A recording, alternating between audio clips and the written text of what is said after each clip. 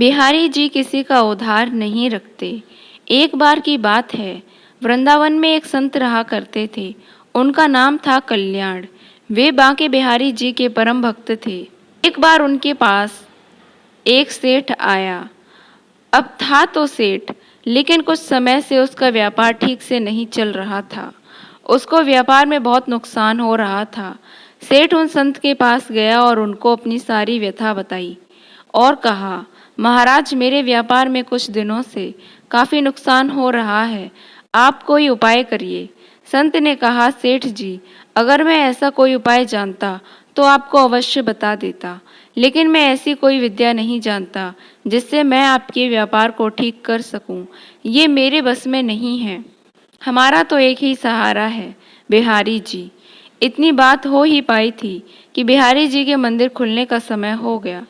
संत सेठ जी को बिहारी जी के मंदिर में ले आए और अपने हाथ को बिहारी जी की ओर करते हुए सेठ जी को बोले, आपको जो कुछ भी मांगना है, जो कुछ भी कहना है, इनसे कह दो।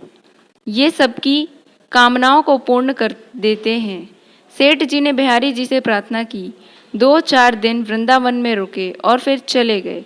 कुछ समय बाद सेठ जी का सारा व्यापार धीरे धीरे ठीक हो गया।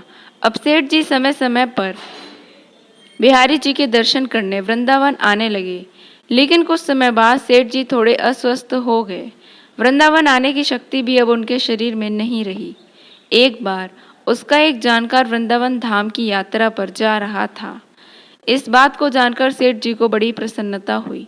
सेठ जी ने उसे कुछ पैसे दिए, 750 रुपये, और कहा कि ये धन तू बिहारी जी की सेवा में लगा देना और उनको पोशाक धारण करवा देना। वो भक्त जब वृंदावन आया तो उसने सेठ जी के कहे अनुसार बिहारी जी के लिए पोशाक बनवाई और उनको भोग भी लगवाया। लेकिन इस सब व्यवस्था में धन थोड़ा ज़्यादा खर्च हो गया। लेकिन उस भक्त ने सोचा, चलो कोई बात नहीं, थोड़ी सेवा बिहारी जी की हमसे भी बन गई। बिहारी जी किसी का उधार नहीं रखते। अब इधर मंदिर बंद हुआ तो बिहारी जी रात को सेठ जी के स्वप्न में पहुंच गए। सेठ जी को स्वप्न में ही बिहारी जी ने कहा, तुमने जो मेरे लिए सेवा भेजी थी वो मैंने स्वीकार की, लेकिन उस सेवा में 249 रुपये ज़्यादा लगे हैं। तुम उस भक्त को ये रुपये लौटा देना। ऐसा कहकर बिहारी जी अंतर्ध्यान हो गए।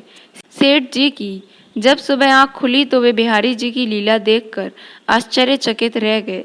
सेठ जी जल्द से जल्द तैयार होकर उस भक्त के घर पहुंच गए और उसको सारी बात बताई। यह सब जानकर वो भक्त आश्चर्यचकित रह गया कि ये बात तो सिर्फ मैं ही जानता था और तो मैंने किसी को बताई भी नहीं। सेठ जी ने उनको वो 249 रुपये दिए और कहा, मेरे सपने में श्री बिहारी जी आए थे, वो ही मुझे ये सब बात बता कर गए हैं। ये लीला देखकर वो भक्त खुशी से मुस्कुराने लगा और बोला, जय हो बिहारी जी की। इस कलयुग में भी हमारे बिहारी जी किसी का कर्ज किसी के ऊपर नहीं रहने देते। जो एक बार इनकी शरण ले लेता है फिर उसे किसी से कुछ मांगना नहीं पड़ता, उसको सब कुछ मिलता चला जाता है। बोलो श्री वृंदावन बिहारी लाल की जय।